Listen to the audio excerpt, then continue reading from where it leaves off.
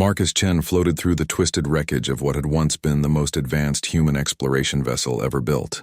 The ESV Prometheus had been humanity's pride, designed to push deeper into uncharted space than any ship before it. Now it was nothing but scattered debris drifting in the void, and Marcus was the sole survivor. His magnetic boots clicked against a piece of hull plating as he surveyed the destruction around him. The emergency beacon in his survival suit beeped weakly, but he knew no rescue would come. They were too far from any human outpost, too deep in unexplored territory. The alien attack had been swift and merciless, tearing through their shields like paper and reducing his crewmates to atoms in seconds. Marcus checked his suit's display. Oxygen remaining, 14 hours. Not nearly enough time for even the fastest human ship to reach him, assuming anyone had received their distress signal before the communications array was vaporized. He was going to die out here alone among the stars. That's when he saw it. At first, it looked like another piece of debris, but as Marcus adjusted his helmet's zoom function, he realized he was looking at something far more significant. The object was massive, easily 10 times larger than the Prometheus had been. Its surface was smooth and organic-looking, covered in what appeared to be scales that shifted color in the starlight. This wasn't human technology. Marcus activated his suit's thrusters and approached cautiously. As he drew closer, he could make out intricate patterns carved into the alien hull, symbols that seemed to pulse with a faint inner light. The ship was damaged, that much was clear. Huge gashes ran along its sides, and several sections appeared to be completely destroyed. But unlike the Prometheus, this vessel was still intact enough to potentially have life support systems. The alien ship dwarfed anything humanity had ever constructed. Its design was unlike anything in human databases, flowing and curved like it had been grown rather than built. As Marcus circled around to what he assumed was the front, he found what looked like it might be an airlock. The opening was sealed, but strange symbols flickered weakly around its perimeter. Marcus hesitated. First contact protocols demanded caution, careful analysis, and extensive safety procedures, but first contact protocols hadn't accounted for being stranded in space with 14 hours of air left. He placed his gloved hand against the alien surface near the symbols. To his amazement, the symbols brightened at his touch, and the airlock began to cycle open with a sound he could feel through the vibrations in the hull. Emergency lighting flickered to life inside, revealing a corridor that curved away into darkness. The atmosphere readings on his suit showed breathable air inside, though with a slightly higher oxygen content than humans were used to. Marcus took a deep breath and stepped inside. The airlock sealed behind him with surprising gentleness, and he found himself in what was clearly an alien environment. The walls were smooth and organic, with bioluminescent strips providing soft lighting. Everything was curved, nothing angular or harsh like human construction. The gravity was slightly lighter than Earth normal, making each step feel bouncy. He moved deeper into the ship, following the main corridor. His suit's translation software was working overtime, trying to make sense of the alien symbols that appeared along the walls. Most came back as unknown, but a few registered as possible warning signs or directional indicators. The ship felt empty, almost tomb-like in its silence. But as Marcus rounded a bend in the corridor, he heard something that made him freeze. It was a sound, low and rhythmic, almost like breathing, but far too large to be coming from any human-sized creature. Following the sound, Marcus found himself at the entrance to what appeared to be the ship's bridge or command center. The room was vast, with a domed ceiling that showed the stars above through some kind of transparent material. Banks of alien controls lined the walls, most of them dark or flickering weakly. And there, in the center of the room, was the source of the breathing. The creature was magnificent and terrifying in equal measure. It was easily 20 feet long, with a serpentine body covered in scales that shifted from deep blue to silver, depending on the angle of the light. 4 powerful limbs ended in clawed hands that looked capable of crushing steel. Its head was elongated and elegant, with large, intelligent eyes that tracked Marcus's movement as he entered. This was clearly the ship's pilot, and it was trapped. Heavy metal debris had fallen across the creature's lower body, pinning it to the floor. Sparks occasionally flew from damaged control panels nearby, and Marcus could see fluid that might have been blood pooling beneath the wreckage. The alien's breathing was labored, and its movements were weak. When their eyes met, Marcus saw something he hadn't expected. Intelligence, pain, and something that looked remarkably like hope. The creature made a sound, low and musical, almost like speech but in frequencies that Marcus's ears couldn't quite process. His suit's translation software struggled with it, producing fragments of meaning. Help. Trapped. Systems failing. Marcus approached slowly, his hands visible and empty. The alien watched him carefully but didn't seem afraid. If anything, it seemed relieved to see another living being, even if that being was from an entirely different species. The debris pinning the creature looked incredibly heavy, far too much for Marcus to lift even in the reduced gravity. But as he examined it more closely, he realized that the wreckage had damaged several key support structures. If he could figure out the right leverage points, he might be able to shift enough of the weight to free the alien. The creature spoke again, and this time his suit managed a partial translation. Ship. Dying. You. Engineer? The last word came through clearly, somehow transmitted in perfect English. Marcus nodded, pointing to the engineering insignia on his suit. Yes, I'm an engineer. I can help. The alien's eyes brightened and it gestured weakly toward a section of wall where several panels had been torn away, revealing the ship's internal systems. Even without understanding the technology, Marcus could see that multiple critical systems were failing. Life support, power distribution, and what looked like the ship's equivalent of a reactor were all showing clear signs of damage. This wasn't going to be a simple rescue. The alien ship was dying, and if Marcus wanted to save both himself and this creature, he was going to have to understand and repair technology that was completely foreign to human science. He had maybe 13 hours of air left in his suit, an alien dragon pinned under debris, and a ship full of failing systems that he'd never seen before. Marcus cracked his knuckles and smiled grimly. It was going to be the challenge of a lifetime. Marcus stood before the damaged alien systems, his mind racing as he tried to make sense of the technology before him. The alien dragon watched him intently, occasionally making those musical sounds that his translator was slowly beginning to interpret. The creature had introduced itself with a name that came through as something like Zephyros, though Marcus suspected that was probably a rough approximation. The engineer in Marcus took over, pushing aside the wonder and fear of first contact. He had a problem to solve, and problems had solutions. The first step was always assessment. Moving to the exposed systems, Marcus activated his suit's scanning functions. The technology was unlike anything in human databases, but certain principles seemed universal. Energy flowed in patterns that made sense, even if the conduits were made of what looked like crystalline organic matter rather than metal wires. Heat signatures showed where systems were overloading, and the rhythmic pulsing of certain components suggested they served functions similar to human circuit breakers or fuses. Zephyros made another sound, and the translator offered, primary core, failing, cannot reach, manual reset. The dragon gestured weakly toward a section of the wall that was partially collapsed. Marcus nodded and moved to examine the area. Behind the twisted metal and alien materials, he could see what was clearly the ship's power core. It was beautiful in an alien way, a sphere of swirling energy contained within what looked like living crystal. But the containment field was fluctuating dangerously, and several of the control interfaces were sparking. The human engineer pulled out his multi-tool and began carefully removing debris. The alien materials were surprisingly light but incredibly strong. As he worked, he became aware that Zephyros was watching his every move with intense curiosity. Your people. The dragon's voice came through the translator, clearer now as the software learned to interpret the alien language. They build with rigid materials, straight lines. Your tool, I have not seen such design. Marcus paused in his work. Human engineering. We use a lot of metal and synthetic materials. Everything planned out in advance. He gestured to the alien ship around them. Your people seem to grow their technology. It's more organic. Grown, yes, Zephyros confirmed.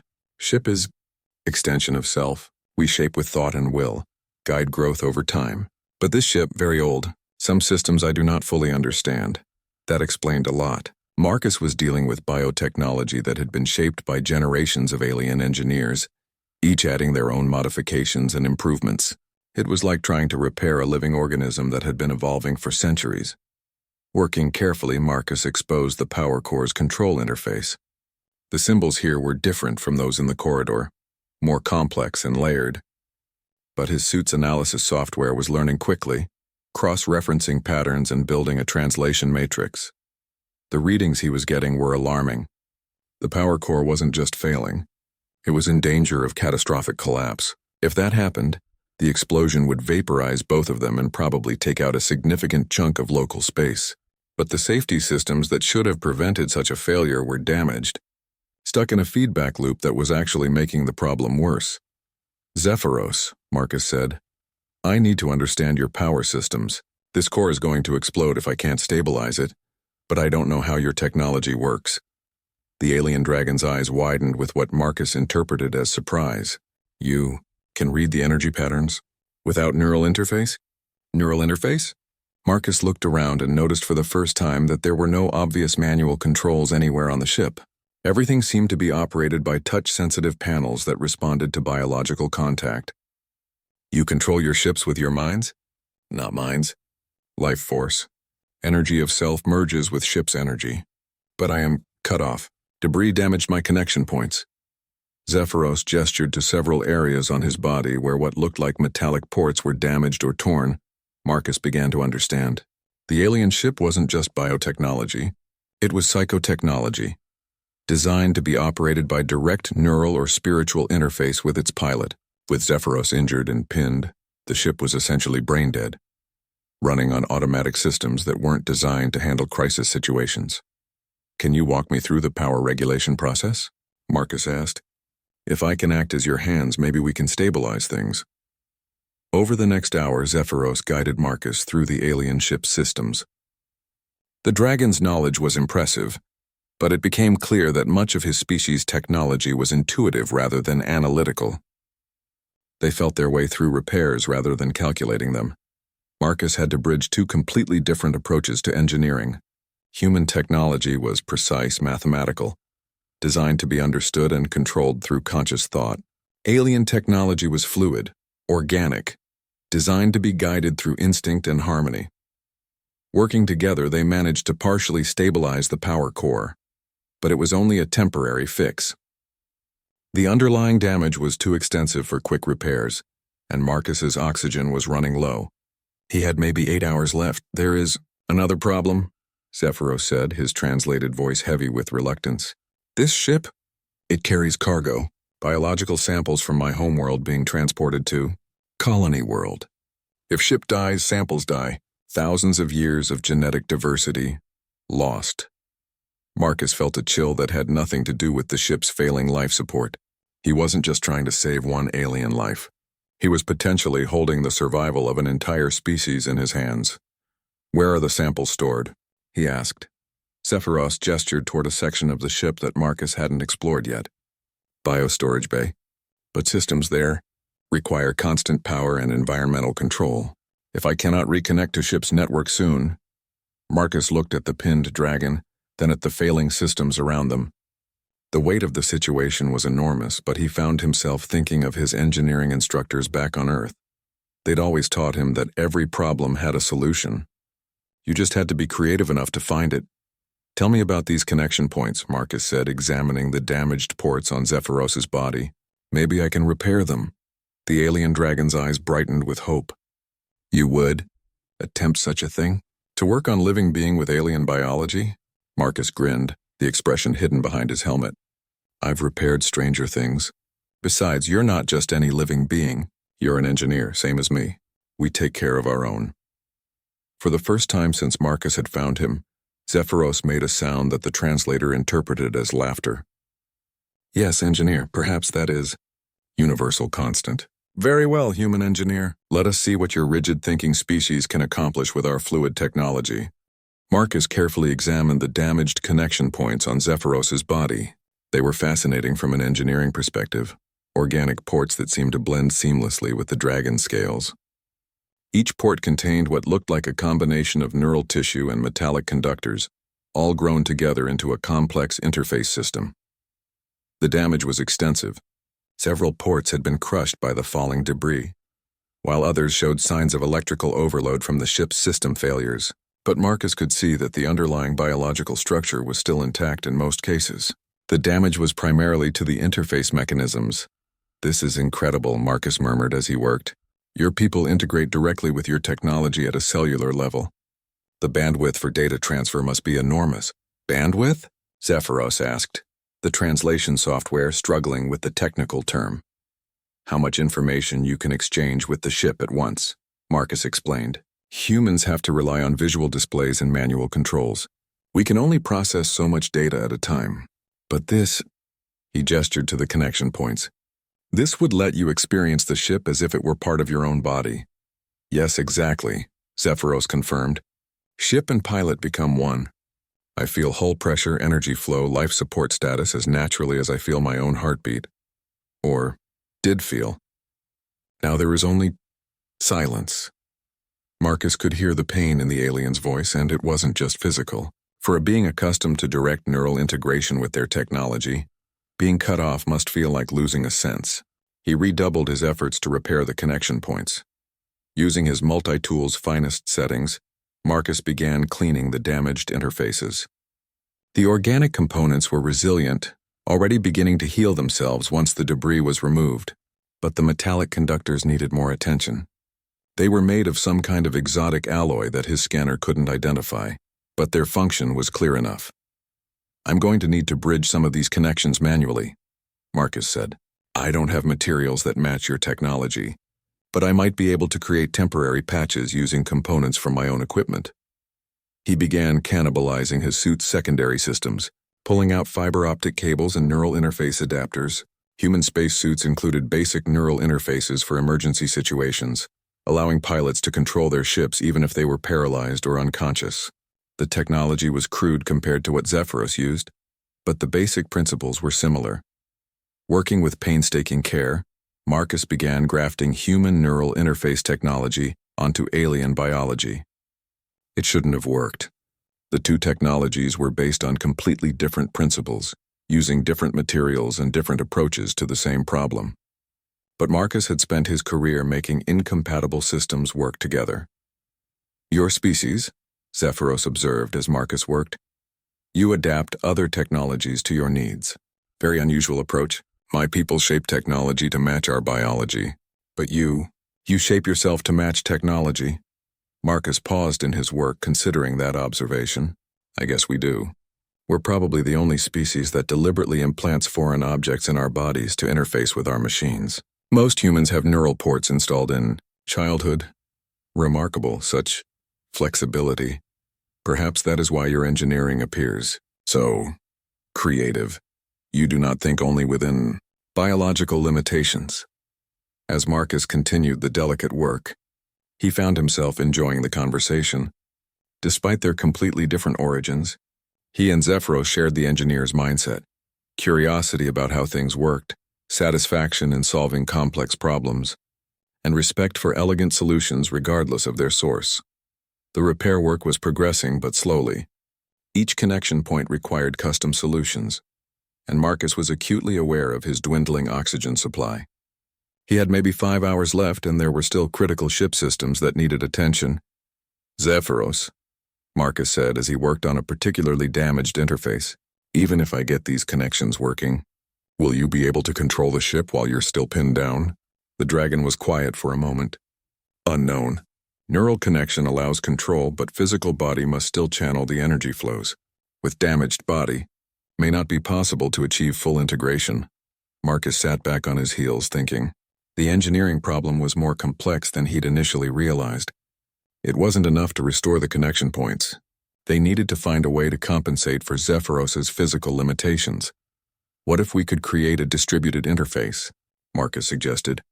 "Instead of channeling everything through your body, what if we routed some of the ship's control systems through external interfaces that I could operate?"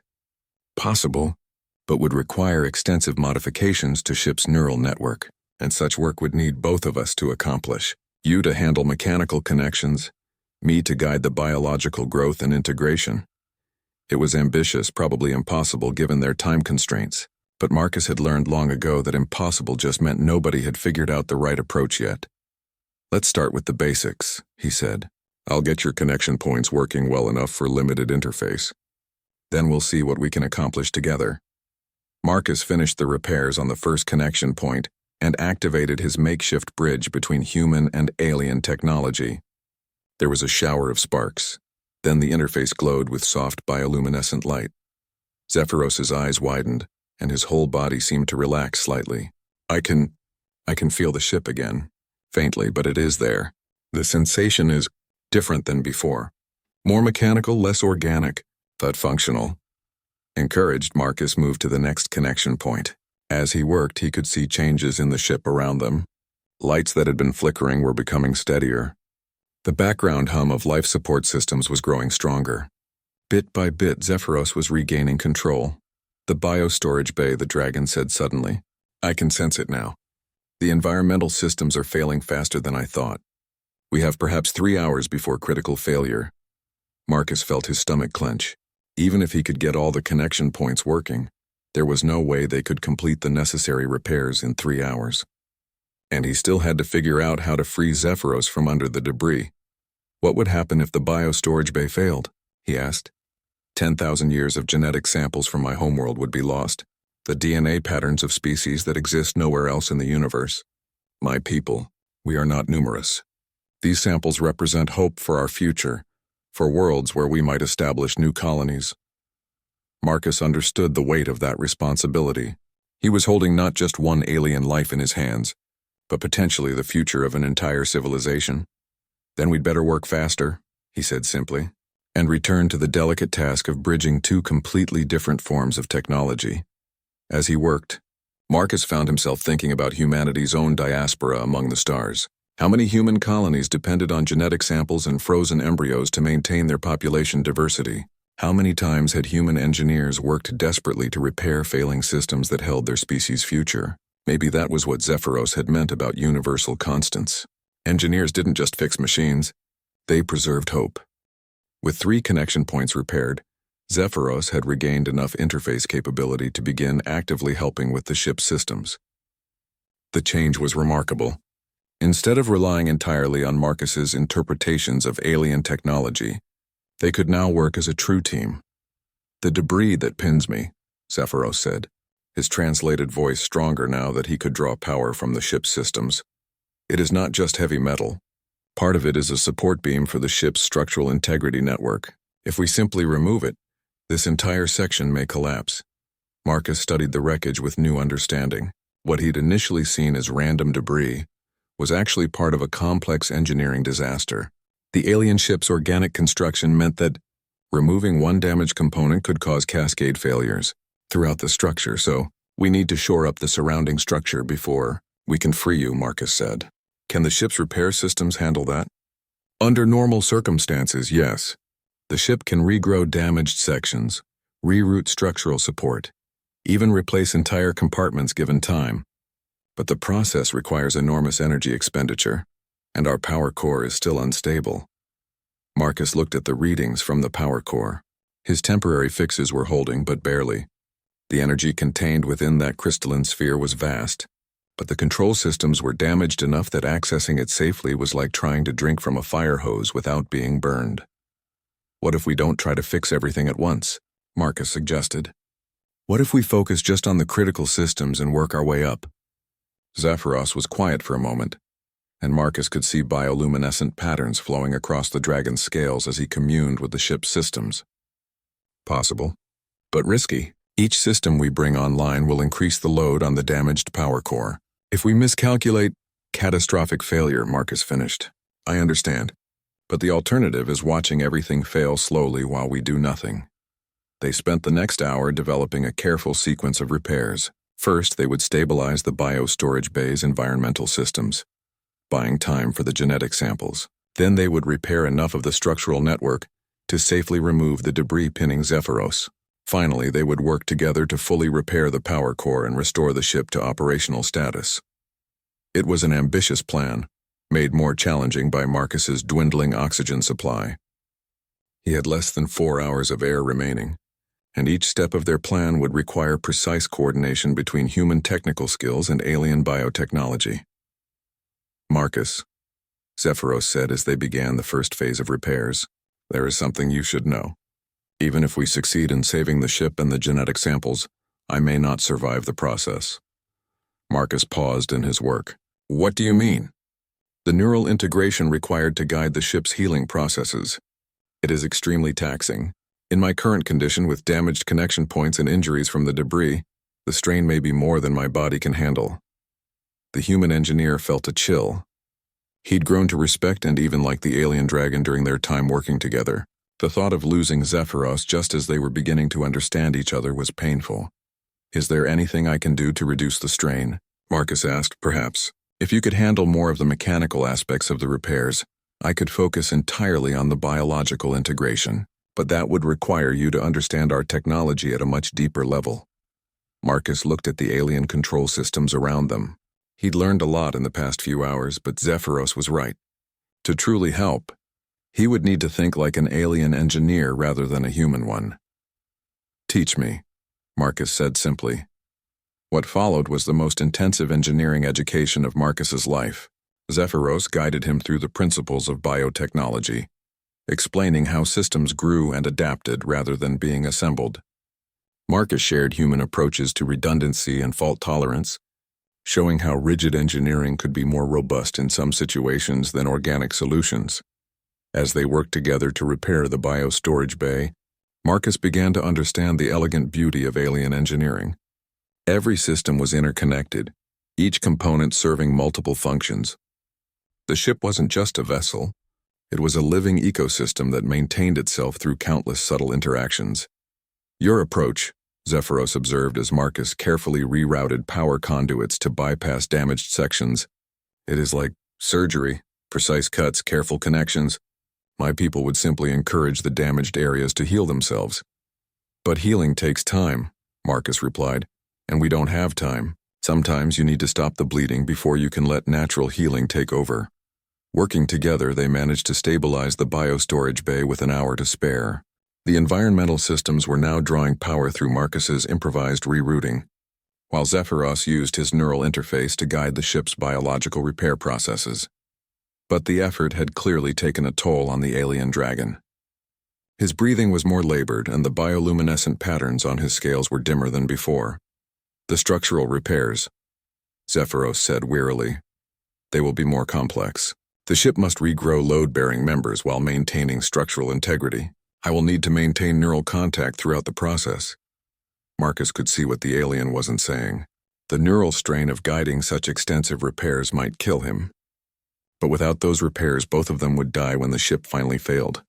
There has to be another way, Marcus said. What if we used a combination approach? Your biotechnology guided by human engineering principles.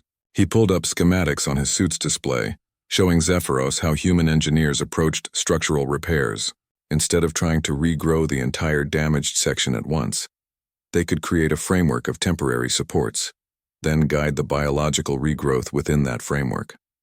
Fascinating, Zephyros murmured. Like providing bones for the ship to grow flesh around. But we have no materials for such a framework. Marcus looked around the damaged bridge, thinking.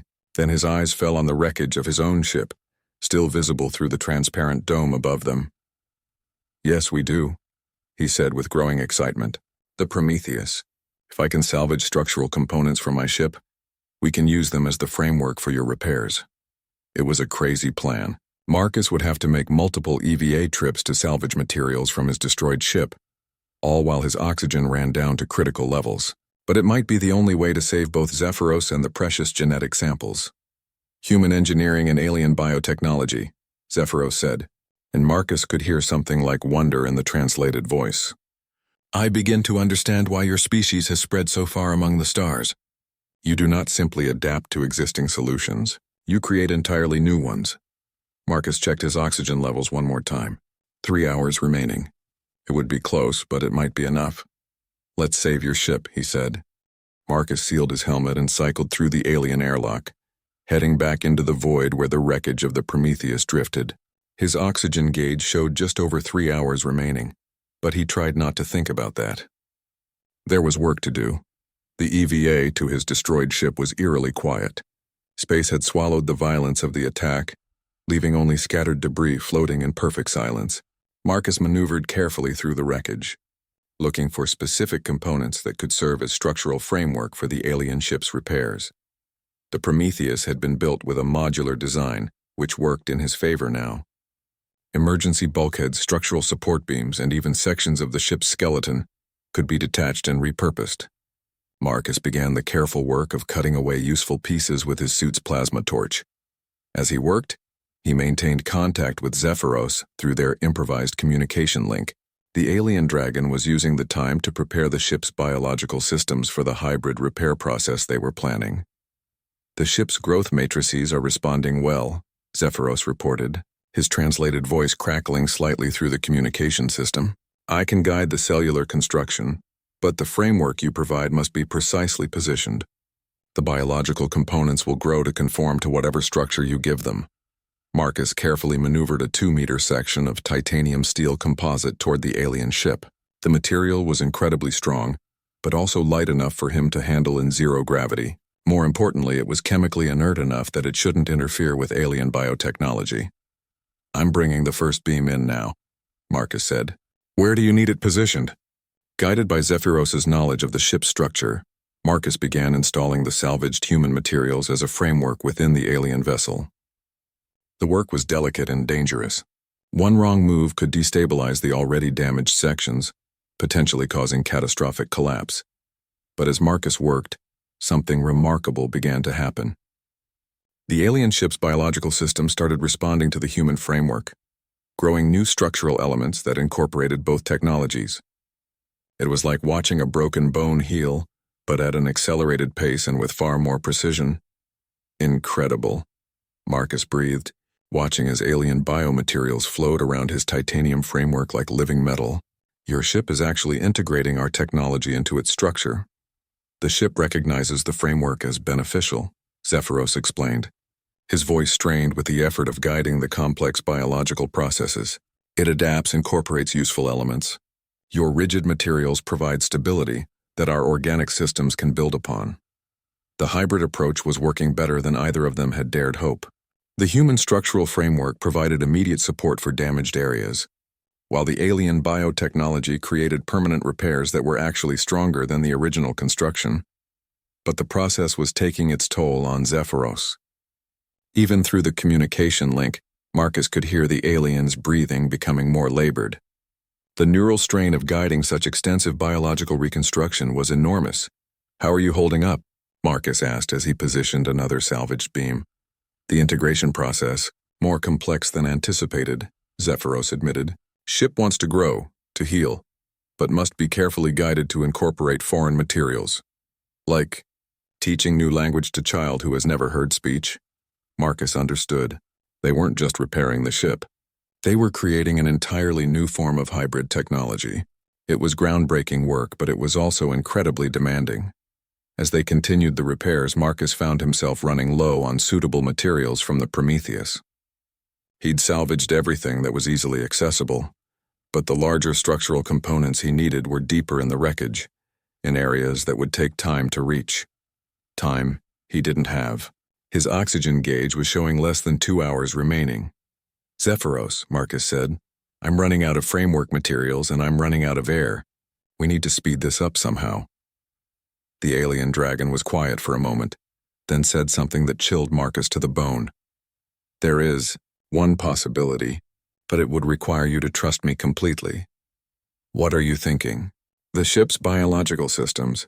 They could potentially create a temporary life support environment around you, a biomembrane that would allow you to work without your suit's oxygen supply, but the process would require you to interface directly with the ship's systems. Marcus felt his heart rate spike.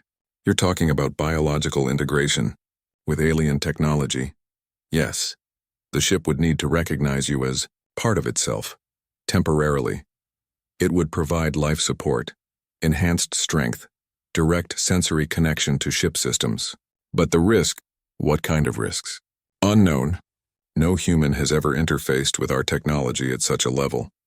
The biological integration might be permanent. It might change you. It might kill you. Marcus floated in the void, considering the options. Continue with his current approach and probably die when his oxygen ran out, or take an enormous risk with alien biotechnology that might save both of them. He thought about the genetic samples in the ship's biostorage bay. 10,000 years of evolution, representing the hope of an entire species. He thought about Zephyros, an engineer like himself, trapped and dying. He thought about the incredible hybrid technology they were creating together. "What do I need to do?" Marcus asked. The relief in Zephyros's voice was palpable. "Return to the ship. I will guide you through the integration process." "But Marcus, once we begin, there may be no way to reverse it. You could become something new, something that is neither fully human nor fully alien." Marcus was already maneuvering back toward the alien ship's airlock. Every engineer knows that sometimes you have to modify yourself to work with new technology. "Besides," he added with a grin that Zephyros couldn't see, "I'm curious to see how human and alien engineering might combine at a biological level." As he cycled through the airlock, Marcus felt a mixture of fear and excitement. He was about to become part of the most ambitious engineering project of his life, in ways he had never imagined possible. The integration chamber that Zephyros guided him to was unlike anything Marcus had seen before. The walls were lined with bioluminescent panels that pulsed in rhythm with the ship's systems. In the center was what looked like a cocoon of living material, clearly designed to envelop a being during the integration process. "Once you enter the integration chamber," Zephyros explained, "the ship will begin the bonding process.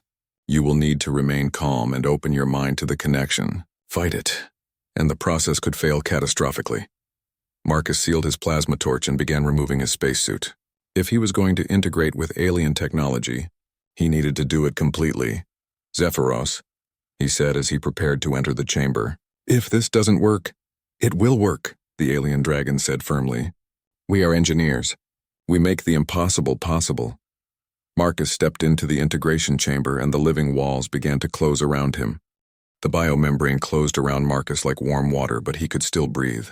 The alien technology was already analyzing his biology, learning how to support his life systems. He felt a strange tingling sensation as microscopic biointerfaces made contact with his skin, then with his nervous system. The sensation was unlike anything he had ever experienced. It started as a gentle pressure, then became a flood of information flowing directly into his consciousness. He could suddenly sense the ship's systems as if they were extensions of his own body. The damaged power core felt like an aching muscle. The biostorage bay registered as a precious organ that needed protection.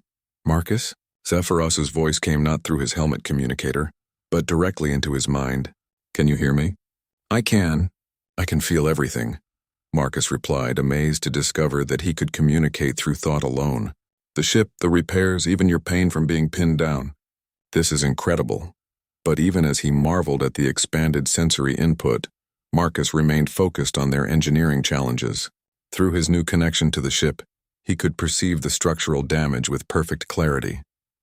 He could see exactly where framework supports were needed, and how the alien biomaterials could be guided to create optimal repairs.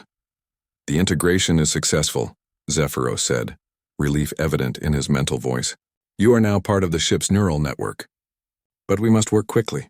The biological changes to your system, they may be irreversible after extended exposure." Marcus pushed that concern aside. He'd worry about being permanently changed later. Right now, they had a ship to save. Working together through their shared connection to the ship's systems, Marcus and Zephyros began the most complex engineering project either had ever attempted. Marcus's human analytical approach combined with Zephyros's intuitive understanding of biological technology created solutions that neither could have achieved alone. Through the ship's biofabrication systems, Marcus could now create structural components directly from raw materials. He no longer needed to salvage parts from the Prometheus. Instead, he guided the ship to grow hybrid biometal alloys that combined the best properties of both human and alien engineering. The repairs proceeded at an incredible pace. Damaged sections regrew themselves around hybrid frameworks that Marcus designed in real time. Power conduits rerouted themselves automatically as the ship's biological systems learned to work with human engineering principles. But the most challenging repair was still ahead of them. Freeing Zephyros from the debris, the support beam that pins you, Marcus said, studying the structural situation through his enhanced senses. "It's load-bearing for 3 separate sections of the ship. If we simply remove it..." "Cascade structural failure," Zephyros confirmed. "I have been trapped here because any attempt to free me would destroy the ship." Marcus examined the problem from every angle. using both his human engineering knowledge and his new understanding of alien biotechnology. Slowly, a solution began to form. "What if we don't remove the beam?" Marcus suggested. "What if we replace it while it's still in position?" Through their mental connection, Marcus shared his vision with Zephyros.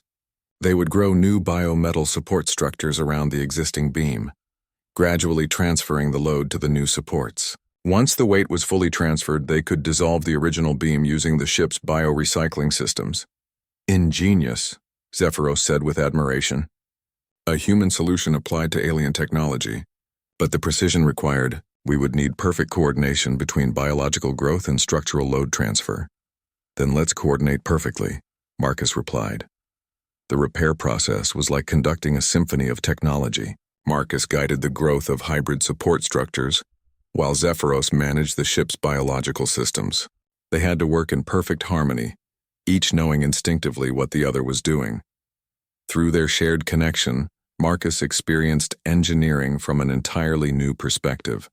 Instead of building with separate components, he was growing structures that were alive, that could adapt and self-repair. It was beautiful and terrifying at the same time. Gradually, they transferred the structural load from the original damaged beam to their new hybrid supports.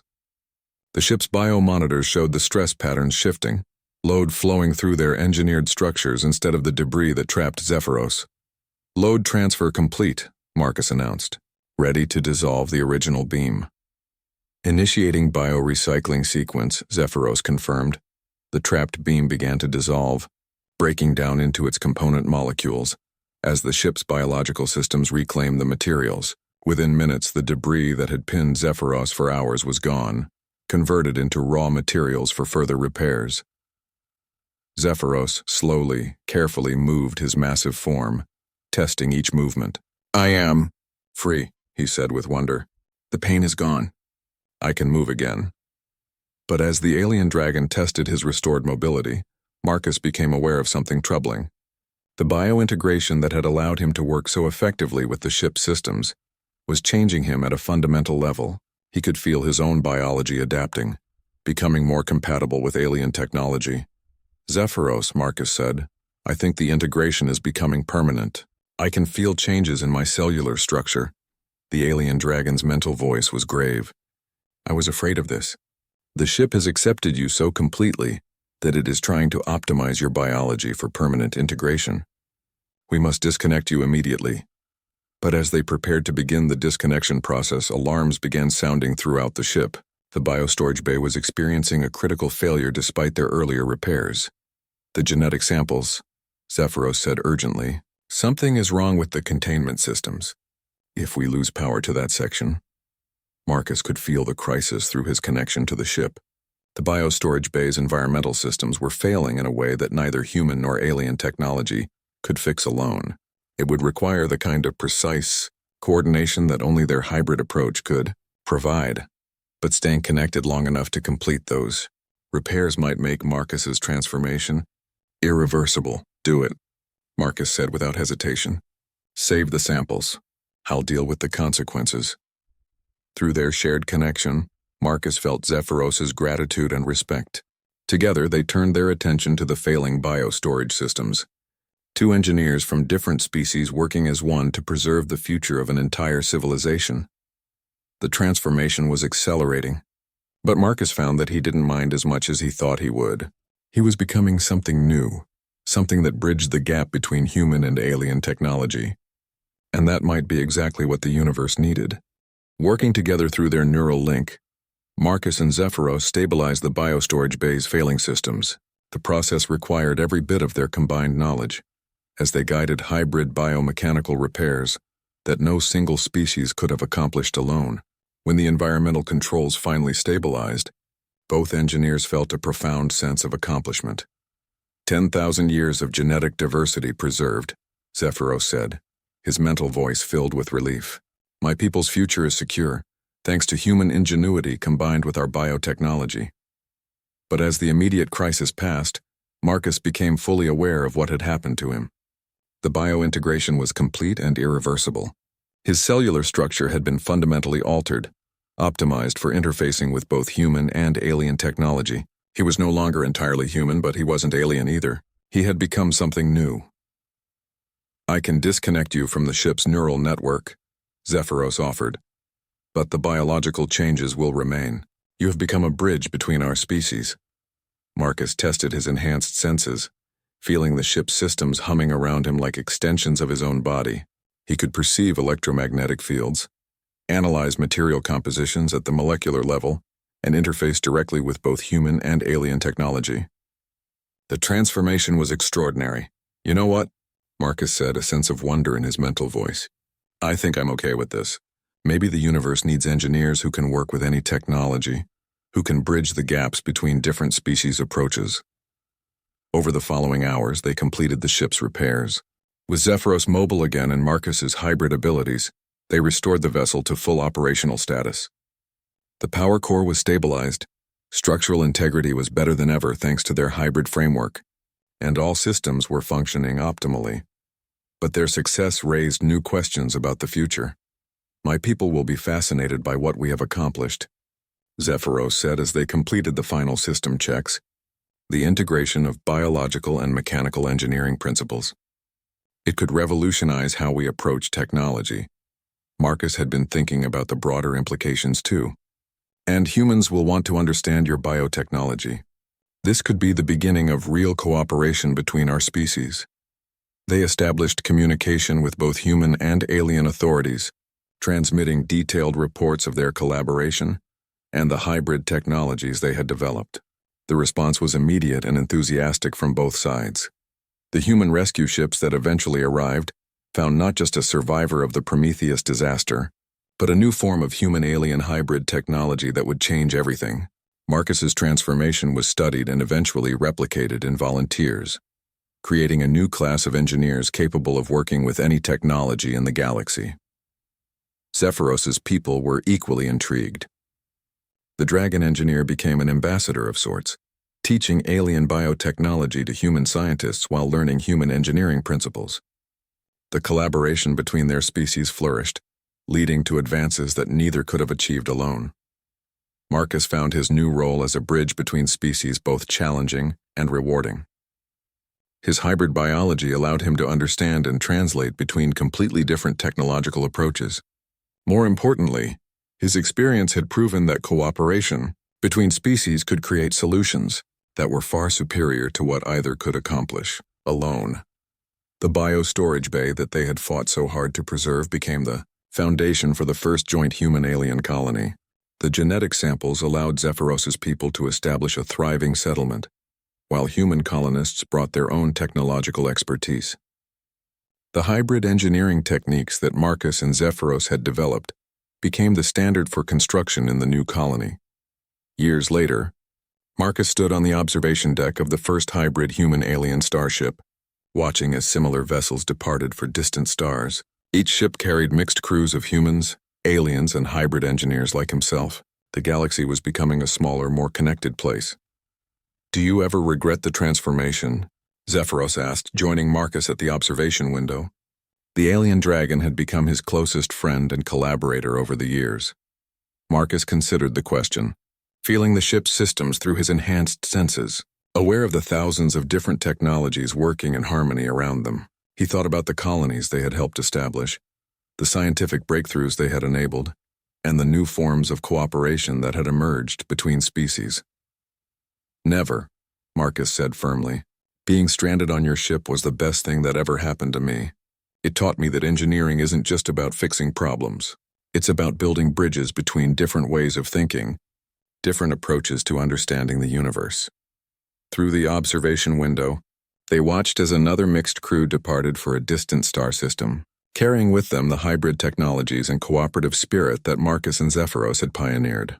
The universe was vast and full of different species with different approaches to technology, but engineers like them were proving that those differences were strengths, not obstacles. Besides, Marcus added with a grin, "Where else could I find engineering challenges this interesting?" Zephyros made the sound that Marcus had learned was alien laughter. "Indeed, and we have barely begun to explore what our combined technologies might accomplish. There are entire galaxies full of new engineering problems waiting for us."